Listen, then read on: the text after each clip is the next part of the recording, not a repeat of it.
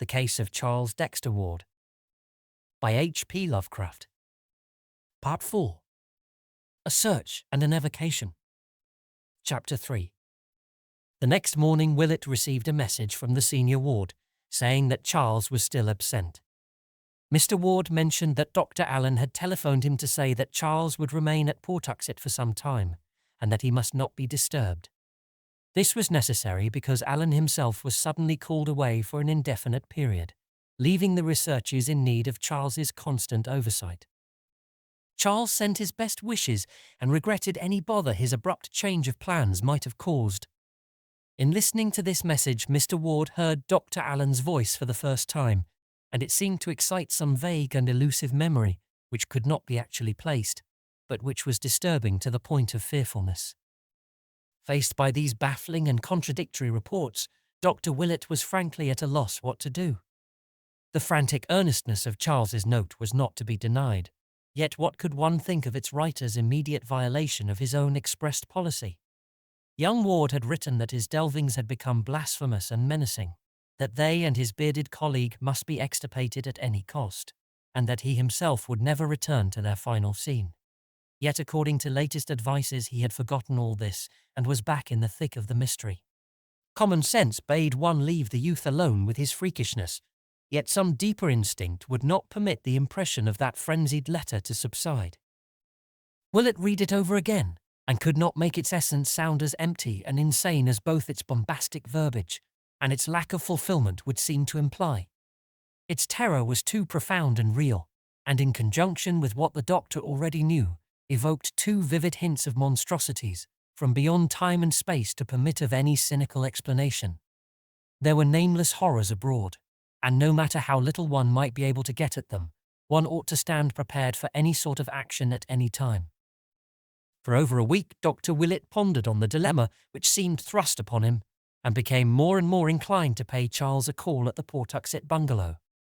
No friend of the youth had ever ventured to storm this forbidden retreat, and even his father knew of its interior only from such descriptions as he chose to give. But Willett felt that some direct conversation with his patient was necessary. Mr. Ward had been receiving brief and non-committal typed notes from his son, and said that Mrs. Ward in her Atlantic City retirement had had no better word. So at length the doctor resolved to act, and despite a curious sensation inspired by old legends of Joseph Curwen, and by more recent revelations and warnings from Charles Ward, set boldly out for the bungalow on the bluff above the river. Willett had visited the spot before through sheer curiosity, though of course never entering the house or proclaiming his presence, hence knew exactly the route to take.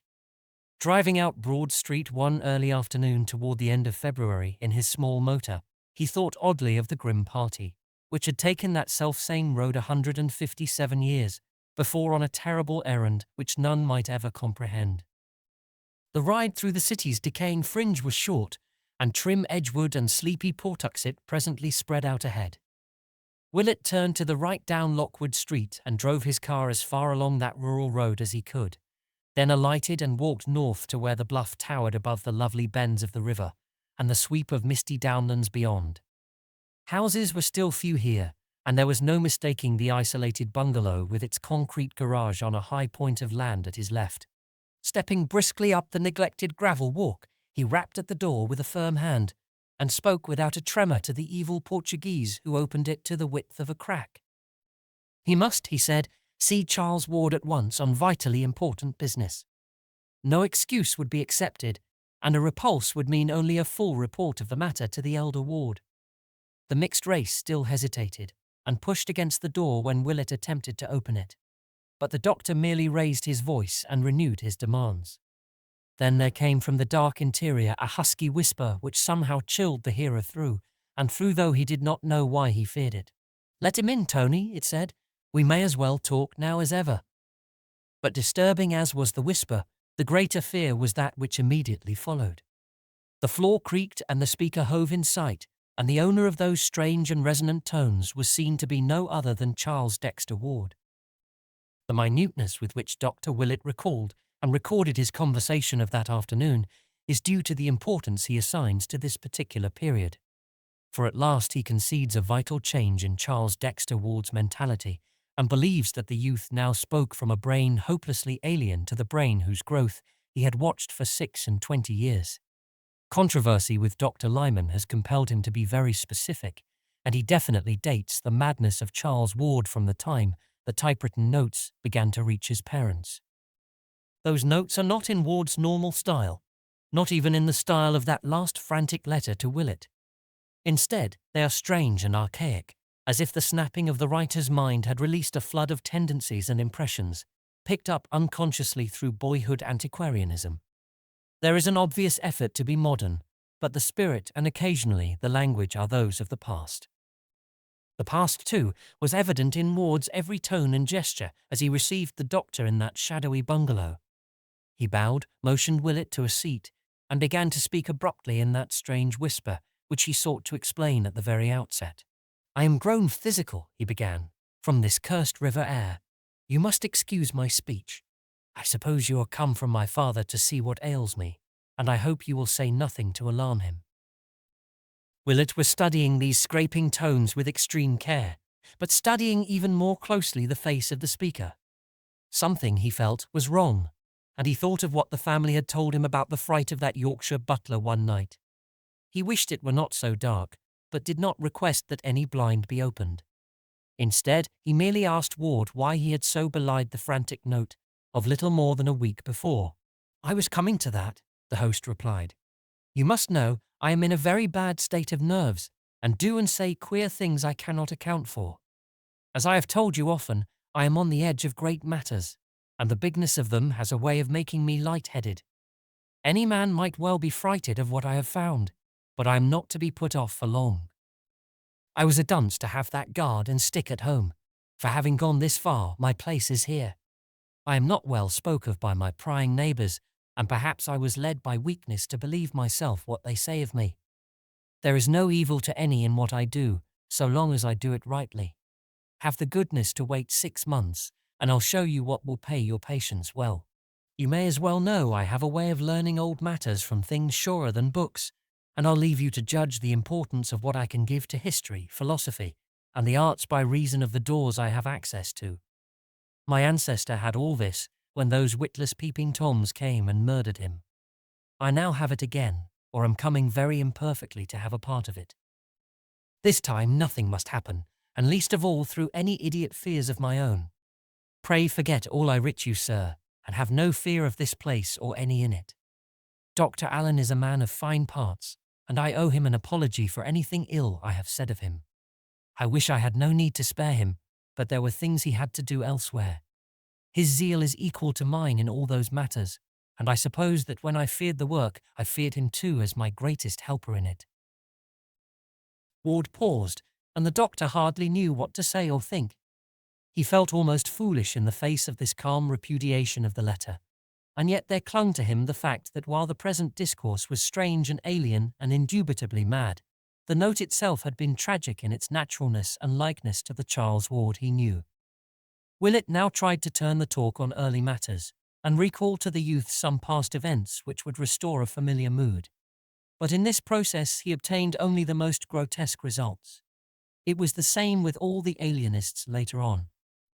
Important sections of Charles Ward's store of mental images, mainly those touching modern times and his own personal life, had been unaccountably expunged, whilst all the masked antiquarianism of his youth had welled up from some profound subconsciousness to engulf the contemporary and the individual. The youth's intimate knowledge of elder things was abnormal and unholy, and he tried his best to hide it. When Willett would mention some favourite object of his boyhood archaistic studies, he often shed by pure accident such a light as no normal mortal could conceivably be expected to possess, and the doctor shuddered as the glib allusion glided by. It was not wholesome to know so much about the way the fat sheriff's wig fell off as he leaned over at the play in Mr. Douglas' Histrionic Academy in King Street on the 11th of February 1762, which fell on a Thursday, or about how the actors cut the text of Steele's Conscious Lovers so badly that one was almost glad the Baptist-ridden legislature closed the theatre a fortnight later.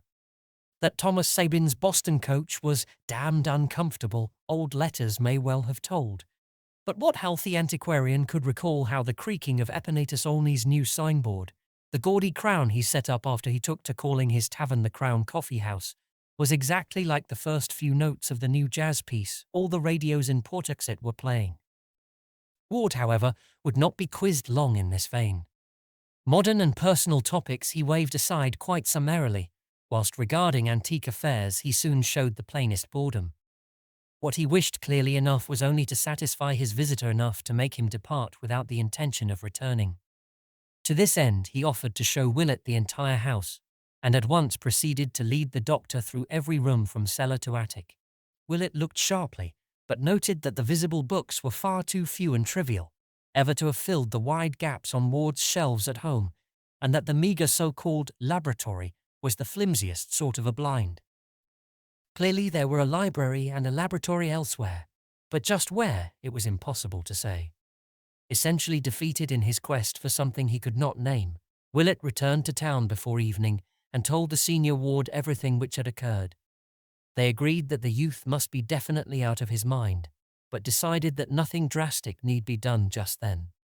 Above all, Mrs. Ward must be kept in as complete an ignorance as her son's own strange typed notes would permit. Mr. Ward now determined to call in person upon his son, making it wholly a surprise visit. Dr. Willett took him in his car one evening, guiding him to within sight of the bungalow and waiting patiently for his return. The session was a long one, and the father emerged in a very saddened and perplexed state. His reception had developed much like Willett's, save that Charles had been an excessively long time in appearing, after the visitor had forced his way into the hall and sent the Portuguese away with an imperative demand. And in the bearing of the altered son, there was no trace of filial affection. The lights had been dim, yet even so the youth had complained that they dazzled him outrageously. He had not spoken out loud at all, averring that his throat was in very poor condition. But in his hoarse whisper there was a quality so vaguely disturbing that Mr. Ward could not banish it from his mind. Now definitely leagued together to do all they could toward the youth's mental salvation, Mr. Ward and Dr. Willett set about collecting every scrap of data which the case might afford. Pawtuxet gossip was the first item they studied, and this was relatively easy to glean since both had friends in that region. Dr. Willett obtained the most rumours because people talked more frankly to him than to a parent of the central figure, and from all he heard he could tell that young Ward's life had become indeed a strange one. Common tongues would not dissociate his household from the vampirism of the previous summer, while the nocturnal comings and goings of the motor trucks provided their share of dark speculation. Local tradesmen spoke of the queerness of the orders brought them by the evil-looking Portuguese, and in particular of the inordinate amounts of meat and fresh blood secured from the 2 butcher shops in the immediate neighbourhood. For a household of only 3, these quantities were quite absurd. Then there was the matter of the sounds beneath the earth. Reports of these things were harder to pin down, but all the vague hints tallied in certain basic essentials. Noises of a ritual nature positively existed, and at times when the bungalow was dark. They might, of course, have come from the known cellar, but rumour insisted that there were deeper and more spreading crypts. Recalling the ancient tales of Joseph Curwen's catacombs, and assuming for granted that the present bungalow had been selected because of its situation on the old Curwen site as revealed in one or another of the documents found behind the picture, Willett and Mr. Ward gave this phase of the gossip much attention, and searched many times without success for the door in the river bank which old manuscripts mentioned. As to popular opinions of the bungalow's various inhabitants, it was soon plain that the brother Portuguese was loathed, the bearded and spectacled Dr. Allen feared, and the pallid young scholar disliked to a profound extent. During the last week or 2, Ward had obviously changed much, abandoning his attempts at affability and speaking only in hoarse, but oddly repellent whispers on the few occasions that he ventured forth. Such were the shreds and fragments gathered here and there, and over these Mr. Ward and Dr. Willett held many long and serious conferences. They strove to exercise deduction, induction, and constructive imagination to their utmost extent, and to correlate every known fact of Charles's later life, including the frantic letter which the doctor now showed the father, with the meagre documentary evidence available concerning old Joseph Curwen. They would have given much for a glimpse of the papers Charles had found, for very clearly the key to the youth's madness lay in what he had learned of the ancient wizard and his doings.